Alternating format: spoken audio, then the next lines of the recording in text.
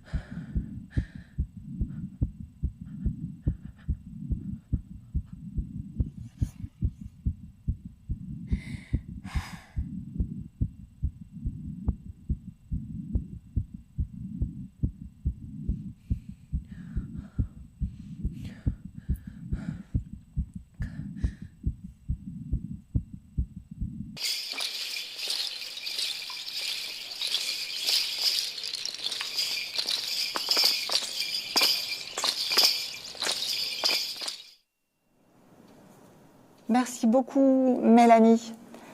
Mélanie Manchot, moi, je suis ravie de découvrir votre travail, en fait, qui est vraiment lié à la danse. Et je suis ravie que vous participiez à cette rencontre de Londres où vous êtes installée.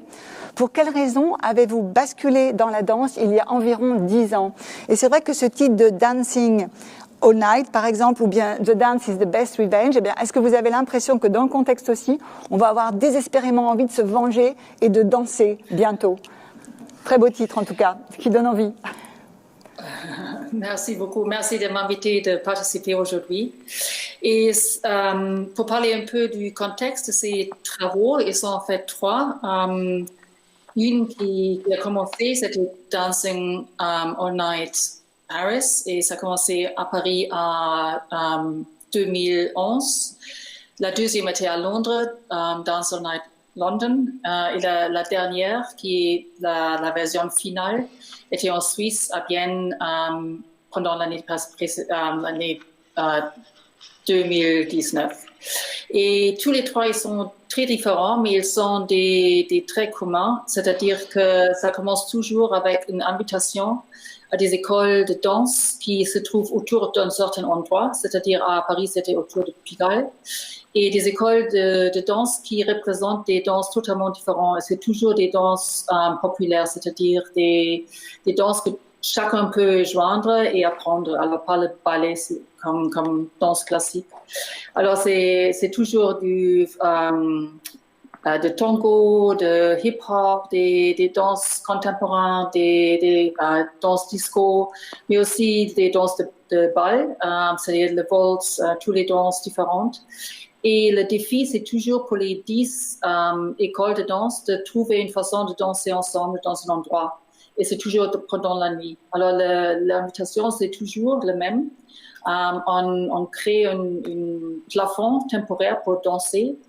Et les 10 écoles de danse, avec environ 10-12 danseurs chacun, viennent de danser ensemble pendant la nuit. Il faut qu'il n'y ait pas une chorégraphie qui est donnée avant. Il faut vraiment qu'ils viennent dans un espace, ils dansent dans les rues et ils se rencontrent dans un endroit, une place dans le centre-ville. À Paris, c'était une cour d'une école. Bien au centre de Pigalle, et ils dansent ensemble pendant un certain temps pour, d'une certaine façon, négocier l'espace public. Alors, ce qui m'a frappé lorsque nous avons discuté un tout petit peu au téléphone auparavant, c'est la façon dont vous aussi, vous avez été projeté dans la danse. C'est-à-dire, au départ, vous êtes dans un flash mob et vous découvrez, en fait, cette espèce de rassemblement. Et ce qui m'a frappé, c'était à la fois la danse comme vraiment l'endroit où on se connecte hyper intimement, profondément à soi-même, que vous avez ressenti. Et puis cette idée aussi de communauté, de rassemblement, de faire corps commun avec des gens qui ne sont pas automatiquement en train de vous toucher, mais de danser avec vous. Et c'était à ce carrefour-là que visiblement vous avez eu envie de vous projeter dans ces installations. Oui, c'est vrai. Alors, les flash mobs, c'était vraiment une inspiration pour tous ces travaux différents. Et pour moi, le flash mob est aussi, il y a un côté très politique. Et le côté politique de reprendre et de critiquer, d'une certaine façon, faire une critique sur l'idée de l'espace public et aussi sur l'idée de communauté. Alors, les deux sont très compliqués si on pense un peu plus sur ces constructions. L'espace public n'est pas vraiment public parce que la plupart du temps, l'espace qu'on pense public et privé est autorisé d'une certaine... la plupart du temps, intérêt capitaliste. Alors, il y a des codes qui sont très, très précis, comment on peut occuper l'espace public. De l'autre côté, on pense l'idée de communauté et que chacun de ces formes de danse représente une communauté, mais aussi un langage. Alors, le tango est totalement différent d'un langage hip-hop, d'un langage disco ou des autres formes de danse. Et c'est d'un côté, c'est une question d'inclusion et d'exclusion. Alors pour moi, la notion, la construction d'une idée de communauté est toujours très compliquée. C'est-à-dire que d'un côté, l'inclusion, c'est-à-dire tous les gens qui appartiennent à une certaine communauté, ils se rassemblent et ils se donnent une idée d'identité collective. Mais il y a aussi des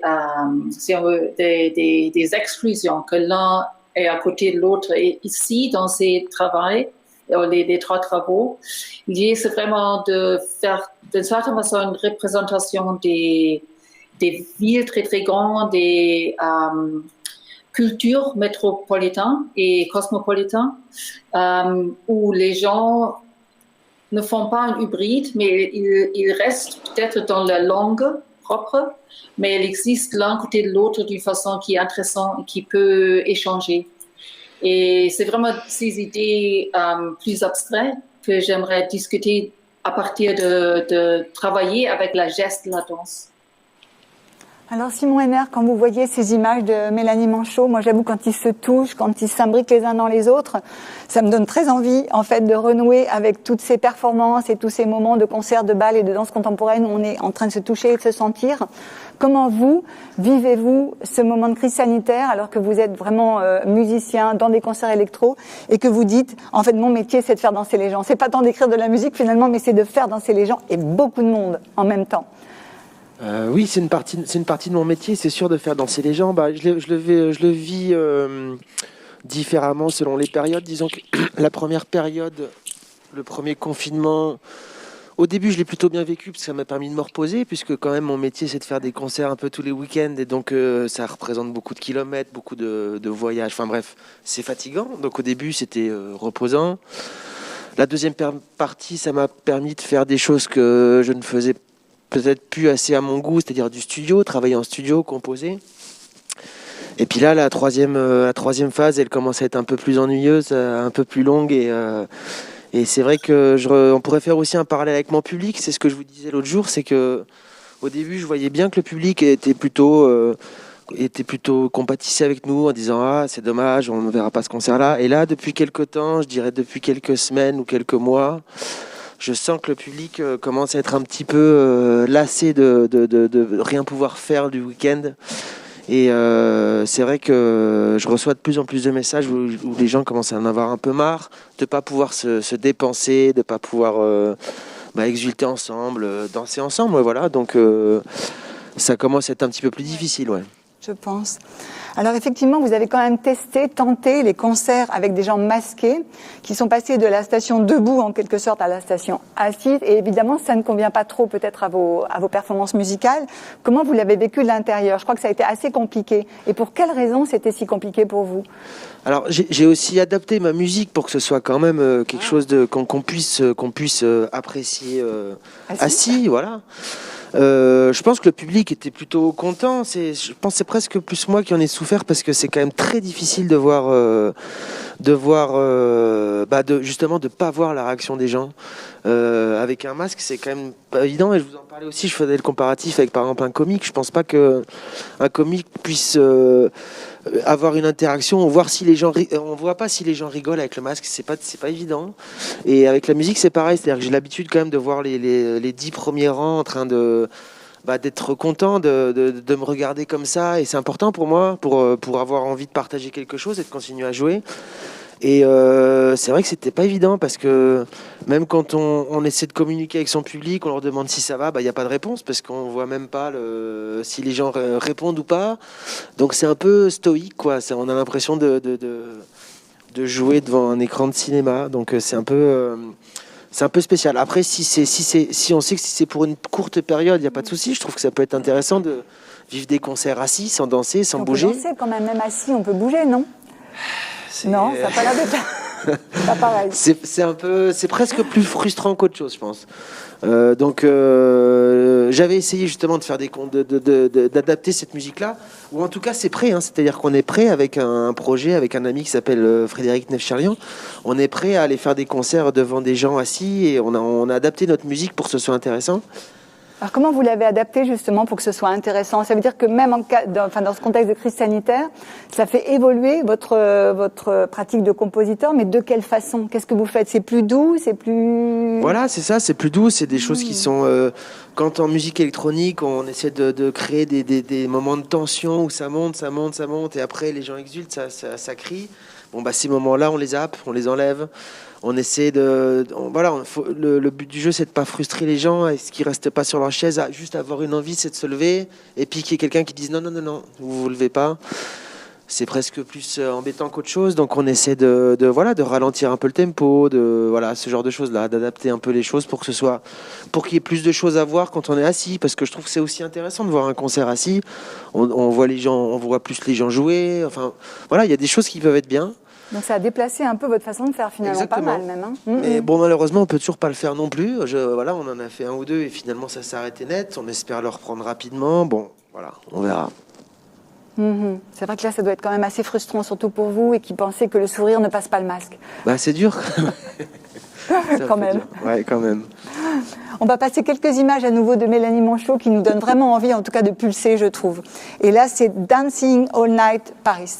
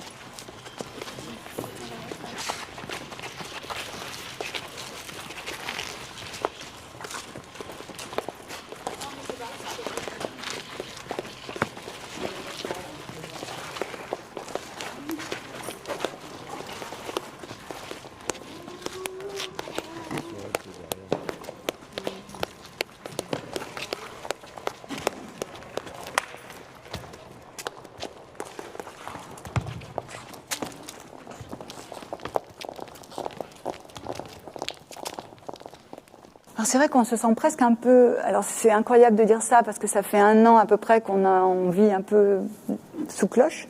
Mais on se sent presque nostalgique, je trouve.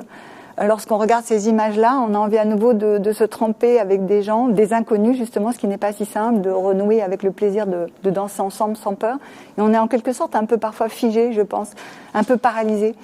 Est-ce que vous avez l'impression, Simon Henner, qu'il y a une menace comme ça qui plane sur l'idée de communauté, d'être ensemble, qu'on va avoir du mal peut-être à passer le cap et à retrouver cette espèce de transe, de danse et de faire corps commun? Ce que je me rends compte aussi en voyant ce genre d'image, c'est qu'on a l'impression que ça fait 3-4 ans qu'on n'a pas dansé ensemble. Hein. Ouais, exactement. Donc c'est vrai que j'ai une nostalgie bizarre parce qu'on s'imaginait pas de pouvoir être nostalgique de ce genre de choses-là. Après, j'ai quand même bon espoir pour que le jour où ça reprenne, ça soit la même chose, puissance 2 ou 3. Voilà, donc j'essaie de garder espoir là-dessus et je pense quand même qu'on va y arriver. On va à la fois arriver à redanser ensemble et je pense qu'on va bien y arriver en tout cas. J'espère. Esteban Bourg, vous êtes spécialiste des rapports entre musique et politique et expert danseur en tango. Quelle est votre analyse en fait de la situation aujourd'hui pour la musique et la danse? Qu'est-ce qu'on est en train de traverser et de vivre et surtout d'intérioriser peut-être dans nos vies et dans nos pratiques? Bonjour et merci pour la question. C'est une question à laquelle je vais essayer de répondre pas tout seul parce que comme beaucoup de monde, je travaille désormais chez moi, je suis universitaire et de fait, je ne sors pratiquement plus. Et en revanche, j'ai des amis qui sont des chercheuses comme moi et des spécialistes du tango en Argentine et en France et qui m'ont raconté leur expérience. Je tiens à les remercier ici. C'est Mercedes Lisca, Jiménez Ponce de León et Mathilde Roussigné. Alors, je parle un peu, je me fais l'interprète de leur témoignage et aussi de ce qu'on peut voir à partir de chez soi, bien sûr. Puisque, alors, il y a un côté désastre global sur lequel c'est pas inutile de s'attarder. Le milieu du tango en Argentine est sinistré, que ce soit les musiciens ou les danseurs. Et il est sinistré partout. Bref, de ce point de vue, c'est désolant et c'est assez uniforme. Cela dit, donc, je préfère essayer de souligner la diversité de choses que ça nous permet de faire collectivement. Alors, la question de la communauté, c'est vrai qu'elle est posée, celle de l'espace public dont parlait Mélanie Manchot aussi, parce que ces deux choses-là sont en crise. Hein. La distinction entre espace public et espace privé est en crise. La question même de qu'est-ce que c'est être ensemble aussi, est-ce que là, nous sommes 1, 2, 3, 4, 5 personnes en train de discuter. On ne sait même pas si on est au même endroit. Je crois que d'une certaine manière, nous le sommes. Mais enfin, on peut se dire, non, il y en a 2 qui sont ensemble et les 3 qui sont nulle part, et ainsi de suite. Et ce genre de dynamique riche, finalement, il y a une richesse dans cette tristesse, si je peux dire ça comme ça. Ça se traduit par une diversité de situations et aussi d'évolution possible. Alors moi, j'aimerais bien que d'ici quelque temps, on se retrouve et que ça soit puissance 2 ou 3. Ça fait en tout cas rêver. Pour donner une information concrète, le gouvernement argentin, par exemple, vient d'annoncer le protocole de réouverture des lieux de tango et d'autres types de spectacles, le cirque par exemple. Et je voulais juste vous en dire 2 mots parce que c'est un document. Alors, c'est 36 pages. Imaginez le casse-tête, 36 pages de règles et d'interdictions à assimiler pour pouvoir ouvrir le lieu, si on est responsable d'un lieu où il y a une milonga. Il y a, par exemple, l'obligation de danser masqué, qui est en soi incontournable aujourd'hui, mais qui a des conséquences directes sur qu'est-ce que c'est que partager ce moment avec quelqu'un, puisque comme vous le savez, quand on danse en couple, le tango, c'est des corps qui se touchent, ce ne sont jamais des visages, mais sauf dérapage ou disons situations de couple stable, mais en principe, ce ne sont pas les visages qui font contact. Et pourtant, l'idée d'un air partagé, de respirer proche, ça fait partie de l'expérience et le masque vient masquer cela. Alors, ça ne veut pas dire qu'on n'est pas proche, mais rien que ça modifie le contact des corps. Après, une modification radicale de ce que c'est que danser dans une milonga, d'après les règles du gouvernement argentin, donc, c'est l'impossibilité de changer de partenaire pendant la milonga, pendant le bal. Et en plus, au lieu de tourner dans un espace, un salon, on doit rester sur un cercle qui est déjà dessiné par terre. Alors avec tout ça, ça paraît tellement contraignant qu'on va voir si les gens ont quand même envie d'y aller. Mais donc ça, ce n'est que des réductions, des restrictions, des problèmes. Mais l'une de mes amies me disait qu'avec la crise économique, il y a bien sûr beaucoup de gens dans le milieu du tango, des profs de tango, qui sont obligés de réinventer des formes en ligne et de proposer des cours à distance, etc. Il y a eu toute une gamme depuis le début du premier confinement d'offres de ce genre de choses. Et alors on peut toujours se dire que c'est faute de mieux, que c'est quelque chose qui ne fait que nous rappeler à quel point nous sommes malheureux. Il n'empêche que ce que me disait par exemple Mercedes Lisca, ça emmène certaines personnes à danser le tango seules devant leur écran en regardant les profs par exemple. Et le fait de danser le tango seul, c'est une nouveauté absolue dans l'histoire du tango, parce que c'est la danse de couple par excellence. Alors, il y a eu il y a quelques années quelque chose qui s'est appelé le tango nuevo, qui consistait à desserrer l'abrazo pour qu'il y ait plus de... Mais bien sûr, l'abrazo, le contact physique entre les deux personnes, restait inchangé. Du coup, on a des gens qui dansent seuls. Alors, peut-être que le jour où on n'aura plus de problèmes sanitaires, ça n'existera plus. Et peut-être que, au contraire, ça donnera lieu à quelque chose d'autre, puisque les corps séparés que nous avons l'habitude de voir dans des lieux comme des dance floors aujourd'hui sont quand même le résultat d'un processus assez long qui, à l'origine aussi, venait du contact des danses de couple. Enfin, je ne vais pas faire une histoire de ça. Mais en tout cas, donc, pour résumer, j'ai un petit espoir quand même que tout ça diversifie les lieux de contact et les formes de faire ensemble ça, et même les lieux physiques. Je sais pas, vous avez sans doute été frappé comme moi au début du premier confinement par le fait que les premiers musiciens à avoir partagé quelque chose étaient sur des balcons, qui est une sorte d'espace intermédiaire entre le dedans et le dehors, sauf que ce balcon-là, il n'était pas seulement un balcon, c'était un balcon multiplié par une caméra, multiplié par un réseau social. Donc voilà, c'est des configurations mouvantes, et je pense qu'il y a là une variété et peut-être une richesse pour la suite. Mais c'est vrai qu'on s'est beaucoup habitué depuis le premier confinement en fait à danser tout seul chez soi. C'est-à-dire on peut prendre plein de cours, on fait du Feldenkrais, on fait du yoga, on fait du gaga, on fait du tango donc. Mais après c'est la question du spectateur, du public, d'être avec aussi les autres. Et particulièrement évidemment pour le tango où a priori on est quand même deux. Et vous me disiez Esteban, est-ce que vous êtes retourné vous dans des balles pendant le déconfinement ? Est-ce que vous avez passé le pas d'aller chercher une inconnue et de danser sur les quais de la Seine par exemple ? Ou est-ce que ça a été compliqué ? Écoutez, bon, c'est très personnel, hein, puisque j'ai hésité, je me suis posé la question et j'ai été de ceux qui n'ont pas réussi à retrouver la confiance qu'il faut pour aller dans ces endroits. Donc non, la réponse en ce qui me concerne est non, je n'ai plus dansé depuis le confinement, mais il y a toute une activité qui se poursuit. Il y a même, pourquoi ne pas le dire, hein, il y a des milongas dans des appartements privés, il y a même des milongas clandestines, paraît-il. Enfin, il y a des gens qui dansent dans les rues.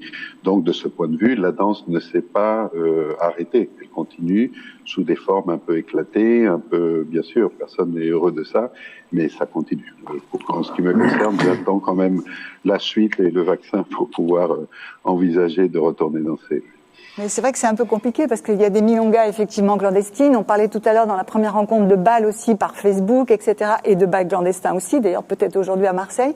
Et il y a évidemment les rêves clandestines qui sont évidemment poursuivis par les forces de l'ordre, entre guillemets, et interdits. Donc la fête, elle est vraiment hors de question. Comment vous vivez ce fête-là, Simon ? Et est-ce que, dans quelle situation en tant que musicien électro, vous vous trouvez par rapport à ces rêves clandestines ? C'est-à-dire l'espèce d'urgence irrépressible de danser, de se retrouver ensemble malgré tout et contre. En fait, ça devient très politique finalement aussi, contre moi, je trouve que règlement. J'essaie de faire confiance quand même à ce que me disent les médecins et donc que effectivement, j'ai pas spécialement envie de me retrouver à propager quoi que ce soit par la musique, enfin qui serait néfaste à la santé. Donc voilà, j'ai pas spécialement envie de participer à ce genre de choses-là. Par contre, je trouve très intéressant ce que disait Esteban parce que c'est vrai que ça crée quand même plein de nouvelles formes de création. Effectivement, il y a des gens qui ont, à mon avis, beaucoup plus de gens qui ont dansé ou se sont filmés en train de danser chez eux. Il y a aussi pas mal Du côté de la musique, il y a aussi beaucoup de musiciens qui se sont filmés en train de composer, par exemple. Donc ça a permis aussi de... Il y a plein de gens aussi qui m'ont demandé ça aussi, qui me disaient, tu veux pas essayer de te filmer quand tu crées, ou comme ça on continue à apprendre, on continue à avoir je sais pas, une espèce, un genre de communication avec les gens, les artistes qu'on aime bien. Donc je pense que c'est vachement intéressant de rebondir sur ce qui se passe en ce moment en créant de nouvelles choses. Alors après, aller sur l'interdit ou pas, bon, ça, chacun fait ce qu'il veut. Moi, je le fais pas, mais je comprends tout à fait qu'il y ait des gens qui le fassent parce qu'il y a tellement de gens qui sont demandeurs de ça. Vous disiez tout à l'heure, oui. Ouais, voilà, il y a beaucoup de gens qui sont demandeurs de ça, donc il y en a qui le font. Chacun fait ce qu'il veut. C'est un peu de la rébellion aussi, devant quand même un état de fait qui est très compliqué à gérer depuis un an quand même. Ouais, c'est ça. Mais après, voilà, je pense qu'il y a quand même plein d'autres choses qui sont faisables dans la création. On peut rebondir avec, bon, voilà, c'est clairement moins excitant, hein, mais on peut rebondir, je pense. Alors, on va regarder quelques images d'un bal de Christian Hubel.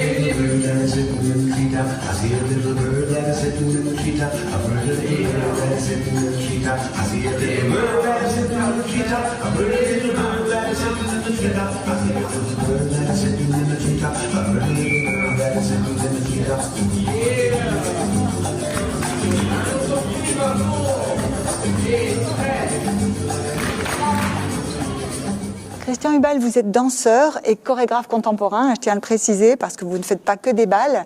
À la tête de la compagnie Cube Association depuis 2005, vous avez effectivement un parcours qui s'enracine dans la pratique du patinage artistique, mais surtout des danses de salon et latines à Vienne où vous êtes né et avez grandi. Dans quel contexte, du coup, avez-vous plongé dans ces pratiques et de quelle manière, à un moment donné, elles ont nourri aussi votre geste contemporain ? Bonjour tout le monde, merci pour l'invitation de partager cette discussion avec vous. Alors, comment ça nourrit en fait j'ai glissé un peu dans mon tout jeune âge en fait dans les danses de couple. Voilà, vu que c'était un passage un peu obligé à Vienne à l'époque pour apprendre l'étiquette, la façon de s'introduire dans une société, de la bienveillance et les codes de conduite dans une société. Donc on fait un peu ce passage à 15 ans et aussi aborder l'autre. Donc, c'était un peu une instruction dans la vie. Et donc, on apprend les 10 danses standards et latines. Et donc, ça commençait un peu comme ça, avec cette passion pour le mouvement, pour aborder l'autre. Et d'abord, évidemment, un peu timide parce que quand on a 15 ans et on se retrouve dans des situations, on doit inviter quelqu'un. Donc, on apprend quelques figures. Il y a 10 danses qui sont transmises de manière très simple. On ne sait pas trop exactement, évidemment, on est un peu maladroit et tout ça, mais ça participe un peu à comment se présenter en société et comment faire le pas à aborder l'autre, en fait. Donc, il y a déjà cette façon de vivre ensemble qui est un peu abordée. Et dans mon parcours, c'était étonnant parce que vu que c'est d'abord plus tard, j'ai fait des danses de compétition, donc c'est lier le sport avec une certaine discipline et l'artistique. Donc c'est un peu la particularité des danses latines et des danses sportives que je faisais pendant très très longtemps. Donc c'est cette notion entre le côté compétitif et sportif et la rigueur et le côté artistique qui est mélangé à l'intérieur et qui m'a amené de plus en plus vers l'artistique et finalement vers la danse contemporaine. Je peux dire ça comme ça. Et finalement, mon parcours de chorégraphe a commencé finalement complètement atypique avec cette façon de m'introduire dans la danse ou dans le mouvement. Et pour nous, en tout cas, à mon endroit, c'était une façon aussi de rentrer un peu dans l'intimité de l'autre, vu finalement on invite quelqu'un.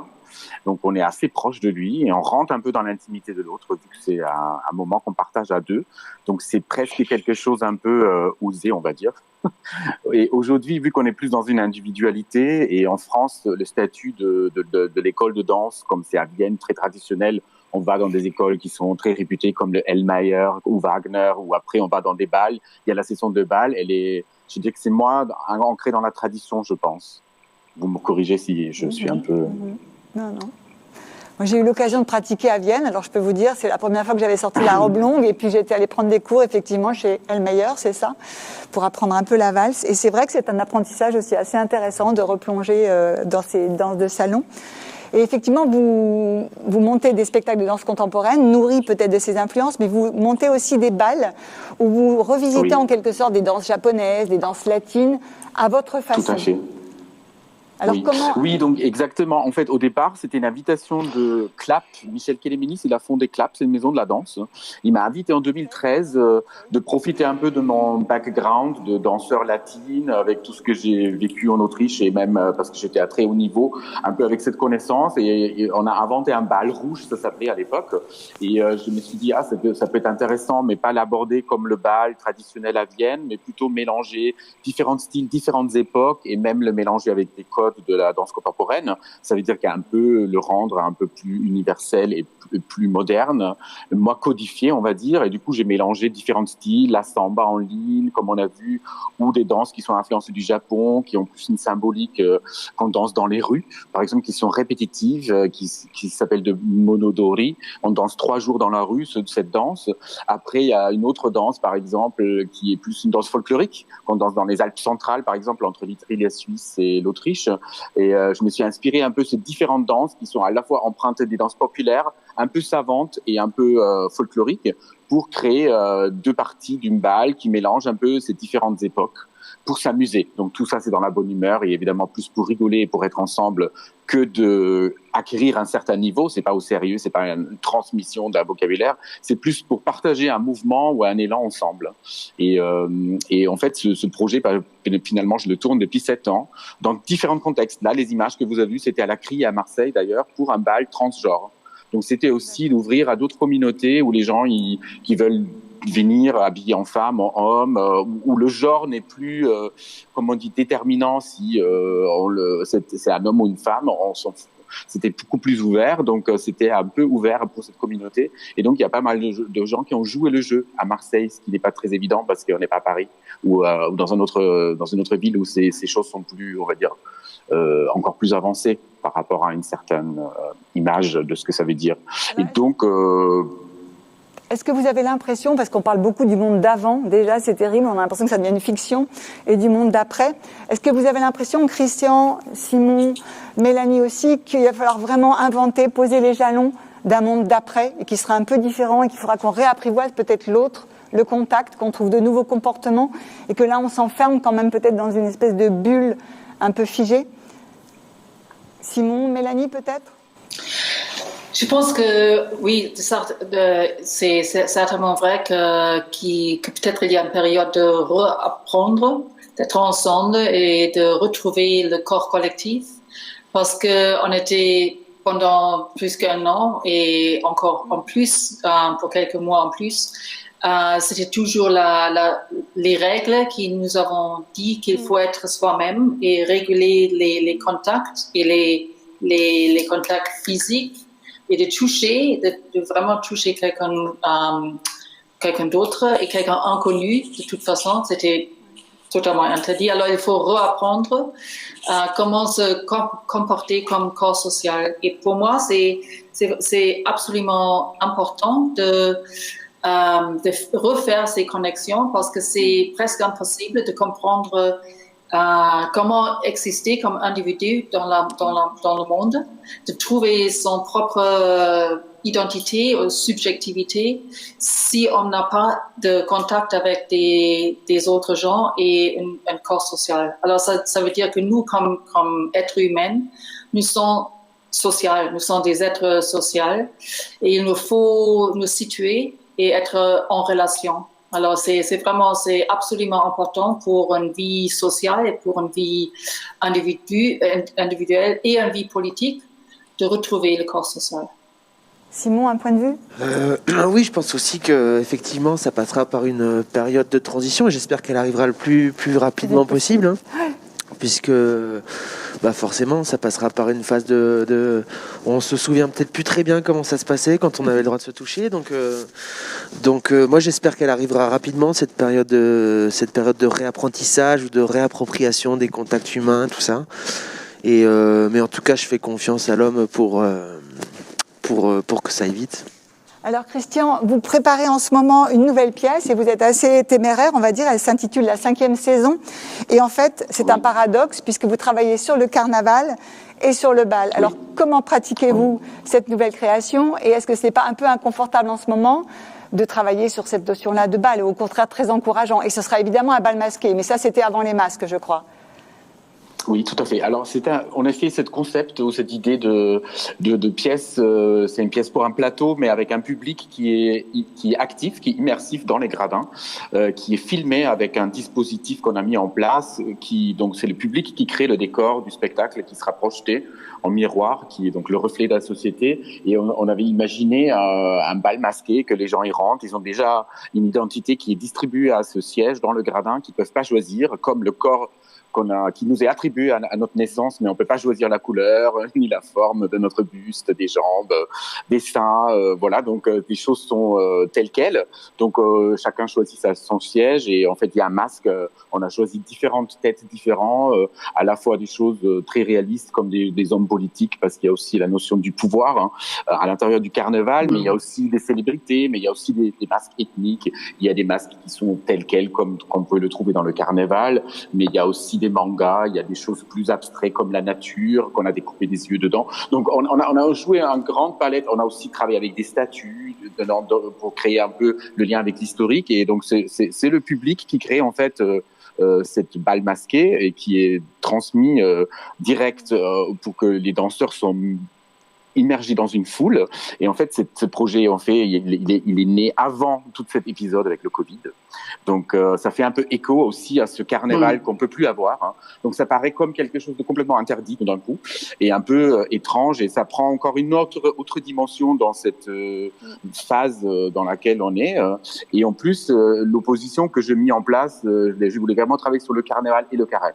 Donc à la fois sur le côté exécutoire et de dépenser, d'être ensemble, la transgression, à la fois au niveau sa couche sociale, mais aussi au niveau de la sensualité, de l'érotisme, le toucher, peut-être la sexualité, et partout où on peut aller avec le carnaval, cette espèce de bulle qu'on a attribuée à la société pour se défouler. Et de l'autre côté, le carême, où il y a cette restriction et ces contraintes qui arrivent, on est plus vers la solitude, on est plus vers le retrait, comme si on est retenu de quelque chose. Donc ce qu'on ressent. Pour moi, il n'y a pas que l'interdiction qui est là, il y a aussi ce retien, comme si quelqu'un nous tient à le coude et on ne peut pas avancer. Donc ça m'a inspiré ce mouvement d'un qui est très coloré, très en mouvement, et d'autres qui va être en blanc. Et en fait, je travaille sur ce projet depuis 3 ans, qui doivent être créés là à la Mac Créteil, à la Biennale de Val-de-Marne, normalement avec un public. Donc si le public n'est pas à l'ordre du jour, on a pu faire une sortie de résidence à Clap en octobre. On a testé le dispositif, on a eu un public encore. C'est exactement dans la brèche entre le premier et le deuxième confinement. Oui, maintenant, il faut être dans la brèche. Exactement. Et après, c'est un petit peu étrange, c'est vrai, de se dire que est-ce qu'on doit repenser? Moi, j'y crois quand même à la mémoire du corps. Hein. Et la mémoire du corps, parce que vous disiez la question de comment on va se retrouver, la mémoire du corps, elle est ancrée dans le corps. On sait comment se rapprocher de l'autre, comment les choses vont se passer. C'est quelque chose qui est plus de l'ordre de l'instinctif que intellectuel. Donc j'y crois à ça. Après, c'est plutôt comment l'homme il va rétablir pour se retrouver ensemble. Quels vont être les critères? Est-ce qu'il faut arriver avec son test PCR? Est-ce qu'il faut avoir certaines choses pour qu'on puisse... Alors, j'exagère peut-être un peu, hein, mais on n'y est pas loin pour aller voyager et tout ça, on y est déjà. Donc peut-être cette étape va être nécessaire pour pouvoir accéder à telle ou telle fête. Je ne sais pas, hein, je ne veux pas prédire des choses, mais peut-être c'est juste une façon, une étape ou un escalier avant d'accéder à nouveau à cette liberté qu'on a pu peut-être avoir dans les années 20 entre les deux guerres où tout a explosé à un moment donné au niveau de la Exactement. Oui. Bon, on espère que le carême ne va pas durer trop longtemps, en fait. Hein. C'est un peu l'idée. Merci, Christian. Quelques images pour terminer de la 5e saison, qu'on espère bientôt partager avec vous, avec un masque, mais tout de même en dansant. Merci beaucoup, Simon. Et merci à vous tous et toutes de nous avoir accompagnés et soutenus pour ce second rendez-vous. Donc, quelques images de Christian Hubel. Et merci à vous.